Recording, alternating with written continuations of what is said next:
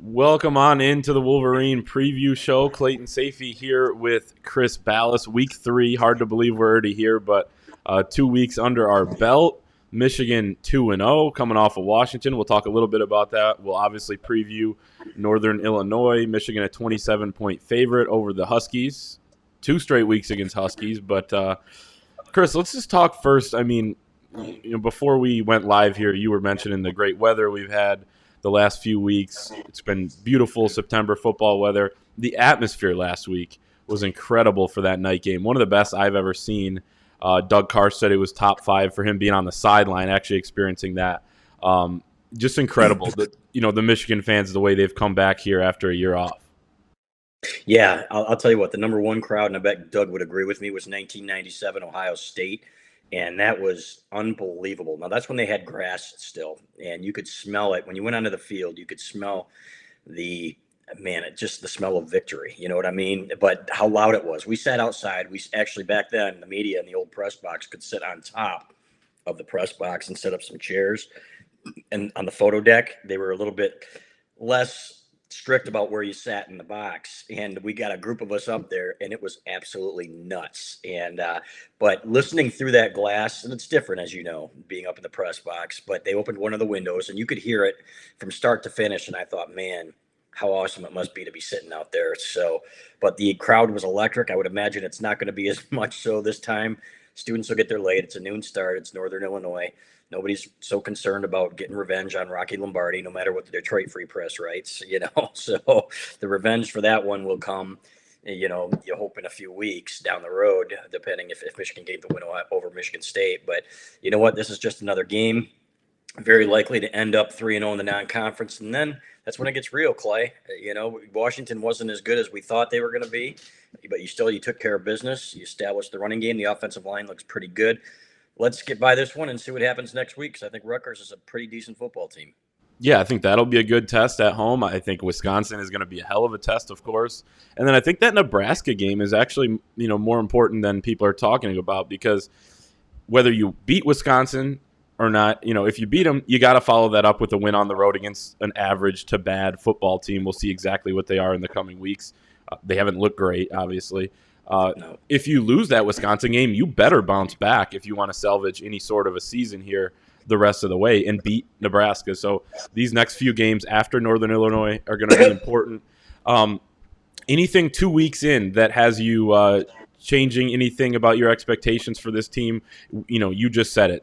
Washington was not the Washington team that we originally thought they would be coming into the year, but I've been pleasantly surprised with how this team's played. When you look at the offensive line, I thought that would take a little longer to gel. Again, we'll see against some better competition, but that's historically a good defensive Washington team. I thought that the defense has clicked even earlier than I thought it would as well. They got to keep it going, but anything 2 weeks in that really has stood out to you? The running game clearly in the offensive line, but again, until you play a really good team, you don't really know. And we were fooled by the Rich Rod era, right? When they were beating Notre Dame and they were starting out 5-0, things like that, top 20, top 15. So there are going to be some tough tests. And can this team win on the road? That's against a good team. We don't know. People can talk about Nebraska all they want to. I picked that as a loss in the preseason. I still think that's going to be a tough game. I think there are pieces there, and if they put them together, remember Penn State last year, everybody's like, oh, they're terrible, they're awful, and there's no way they're going to come in here and win. Well, they had pieces, and the reason they weren't winning was because they were kind of like Michigan, and they seemed to be going through the motions, didn't put it all together, maybe had some culture issues. In fact, Doug Skeen knows somebody close to the Penn State program, and he said the exact same thing, that, okay, they had some issues, but they did have players, and we're seeing that this year, kind of like with Michigan, right? Could be an interesting game this weekend, right? Auburn and Penn State. But to me, that's when we're going to find out. But the only thing you can do is beat the teams that are in front of you. That's what they've been doing right now, and then we'll find out more. What happens when they go on the road against Wisconsin? Rutgers is not a gimme. Flat out, they are a well-coached football team, and they're going to be better coaching staffs. That's what people need to understand. I thought the Washington defensive game plan was dog shit. Frankly, I hate to say it, keeping those safeties back when you're running through them like they were when Cade McNamara in the passing game's not showing anything, to me, was malpractice. But, what do I know? So we're going to find better coaching staffs putting their players. It might happen this week. and it's not going to matter because it's Northern Illinois and their defense, as you've pointed out in some of your articles, isn't very good, very young. But Rutgers, Wisconsin, even Nebraska with some athletes, those are the tests for Caden McNamara and this group. You're not going to be able to line up, in my opinion, and run for 350 yards against those teams. Yeah, I think they're going to be able to this week if they want to, but Yep. Some of these early games too, and we talked about this going into Western Michigan is, not just winning, but trying to, get some live action. I don't want to say practice because, these are real teams out there that could come in and beat you, but get some reps doing things that you're going to want to do down the road against the better teams, because you got to execute it against an easier opponent before you can really go in and feel confident to do it at Wisconsin, against Penn State, against Ohio State. You're building towards that last game of the season, as they've talked so much about. So you got to throw the ball. I think they're going to this week more than 15 times because they're going to be able to. But this is also, as I said, a Northern Illinois defense that they're going to be able to run on as well. They rank I have it here, 121st in the country against the rush, 115th in scoring defense, 99th in total defense, 45th against the pass. Again, it's 2 games, but Michigan's going to be able to do, I think, basically what they want on offense in this game. I have them scoring 52 points. We'll see how the game goes. I know Northern Illinois runs a lot, so it could be lower possession game. But what do you expect from the offense in this game? Cade McNamara needs to have a better showing. Also, I think with more opportunity, that will come as well. I mean, he didn't get the chance to get in a rhythm, but he still looked shaky on a few of those throws. He did, and not the guy that we saw with the swag against Rutgers last year in his first game. To be honest with you, or against Wisconsin, I think there's some pressure on him, and for a couple of reasons. Number one, this is his first time being the man, right? So in a season where he put so much into it. Number two, he's got a stud breathing down his neck, man. People can say what they want. JJ McCarthy is going to be an unbelievable quarterback, and I think he is the future. And it's really up to Cade McNamara to hold him off because, and I'm not saying he should be playing now, don't get me wrong, but I think this kid's a special talent. And from everything we've heard, he's getting better and better and better in practice. So Cade's got to go out there and prove himself, man, or he's going to be moving down the depth chart. And that's just the way it is. That's college football. So I wonder. Part of me wonders what was he thinking last week? Like, man, I really haven't had an opportunity to show what I can do. At the same time, we know that he's happy that they're winning. Don't get me wrong, but there are a few things at stake for him here. So what I'd like to see Saturday, Clay, is get a touchdown lead, and then start going to play action and opening it up. Let's turn to page 2 and 3 of the playbook. I'm not saying show everything because you got some good teams coming up in the next couple of weeks, but show some more where, okay, we can do this and get these receivers some confidence, get Cade McNamara some confidence, and open up some of those passing lanes because that's what it's going to take to beat the better teams on the schedule. You will not compete in the Big Ten being one-dimensional. Mm-hmm. And, there's some people complaining. I think my theory on this week was that there's almost more people complaining about the people that were complaining than there actually were people complaining about the play calling. We were grumbling a little bit in the press box. We were like, man, run, because it didn't work as effectively early on in the game. I know they wore him down, big second half coming out, running the ball 8 straight times on that opening drive. Yes. Half. But then it started working so well from really that point on. And it was like, you can't stop now. And you mentioned a horrible, kind of game plan or lack of adjustments by Washington too, staying in a too high safety look. I mean, you can't switch it up at a certain point if they're going to do that. I think Northern Illinois, if you're Northern Illinois, you got to do everything you can to stop the run because you got to take something away. I don't think they can really take much away, but at least play the numbers game and get a bunch of guys up in the box, as many as you can, because Michigan, will spread you out at times. But, so I don't know. I don't have too many complaints about the play calling, but it's not going to work like that every game. So you're going to have to open up the passing game going forward. What it was exciting to me was when they ran those 8 plays for 73 yards. First of all, the adjustments they made coming out of the second half in the run game, it wasn't just the same running plays. And I'm wondering how much the emphasis on analytics, I guess, and maybe how guys are lined up. They knew that Washington was going to be coming with some run blitzes that they hadn't seen in week 1 because they'd seen it before on film under this staff. So you're wondering, okay, are they attacking the C gaps because of the way guys are lining up on the edges? Because when they crashed down those ends like that, then they started attacking the C gaps, and they knew, it seemed like they knew that they were going to be able to get some yardage there. So that was encouraging to me, because how many times last year did they come out in the second half and move the ball down the field? They didn't. So to me, that was huge to come out like that and make those adjustments. So I was really encouraged by that. And the fact that they could impose their will, there's nothing better in football. And Doug Skeen will tell you, our analyst, any offensive lineman who's ever played here will tell you, or any offensive lineman who's played anywhere, it's fun, the air raid stuff, and you're going to need it. You're going to need to score points. But when you can impose your will and just break a team spirit, as Skeen said, that's awesome. But again, that's not going to be the case going forward. You're going to need more of a balanced offense, and I think we're going to see that. I think we're going to start to see that this week.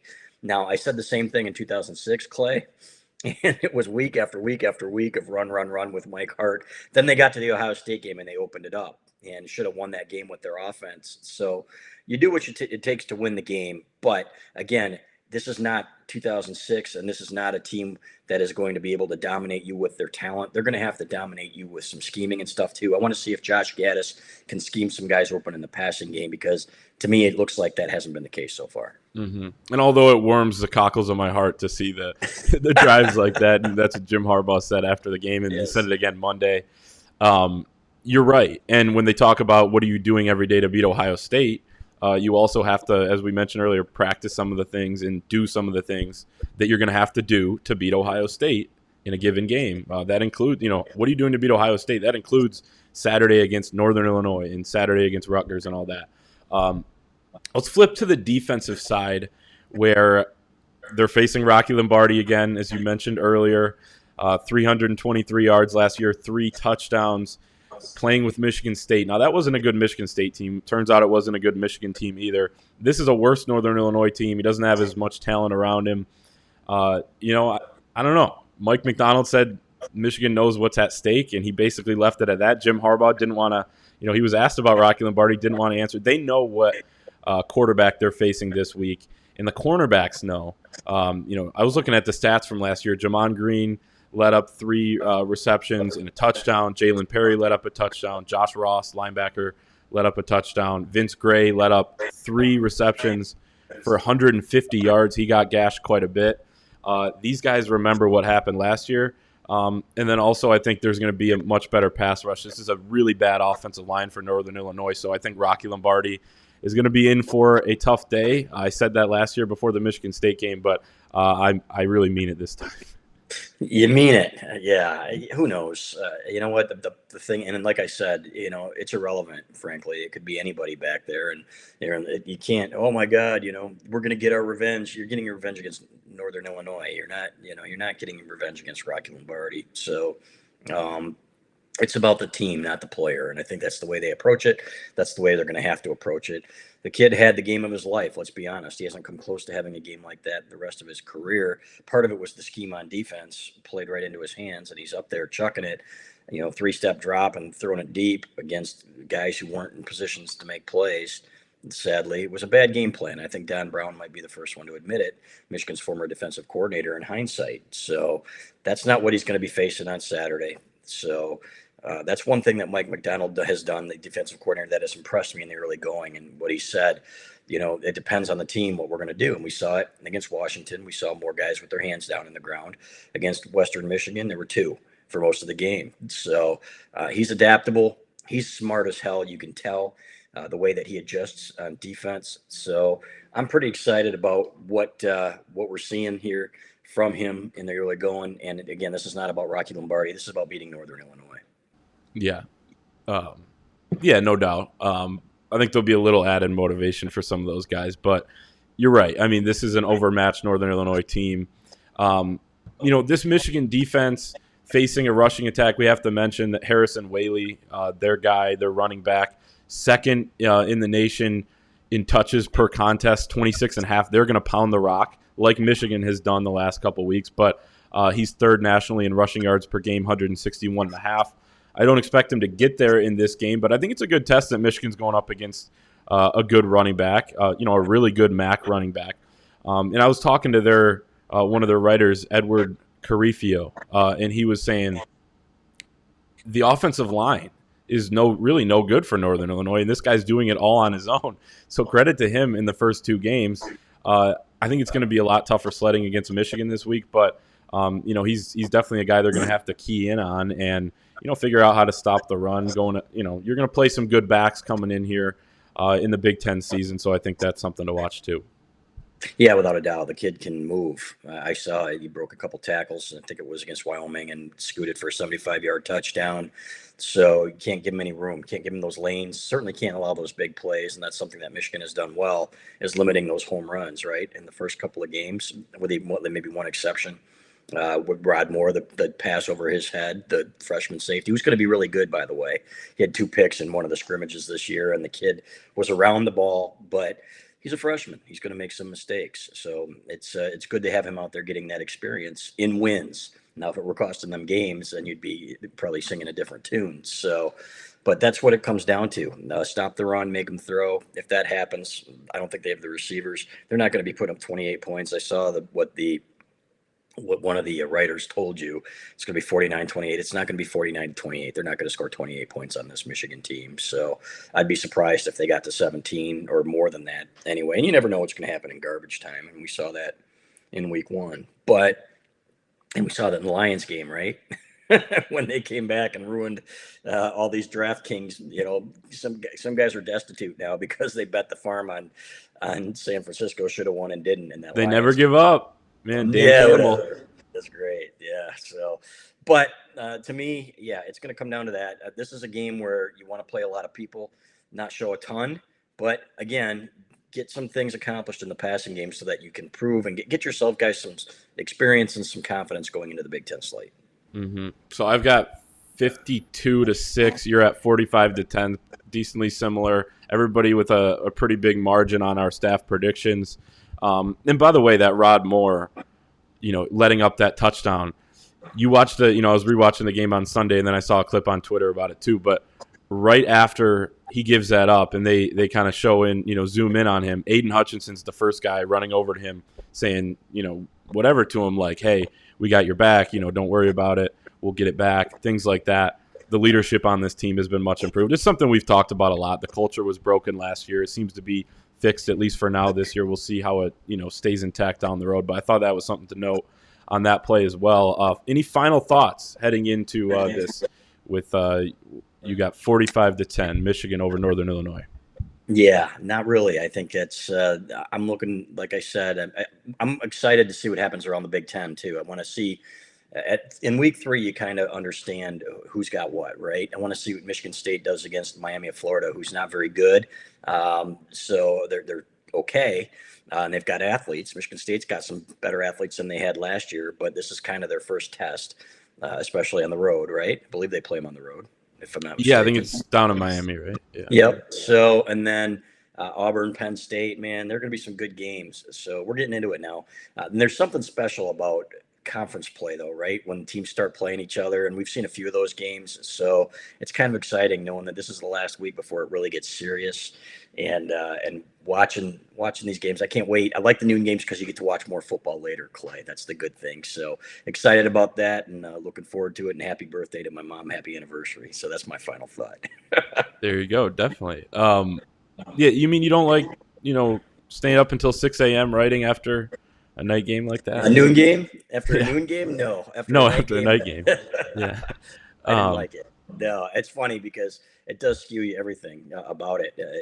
I would love to be out there in the crowd at one point and just experience it. I don't know that maybe someday when I retire, when I'm 95 or whatever, I'll be out there. They'll wheel me out, and I'll be next to some veteran, waving or something like that. So, oldest living sports writer, ex-sports writer, so, and get to experience that. But when you're writing until 6 a.m, as you know, that's painful, brother.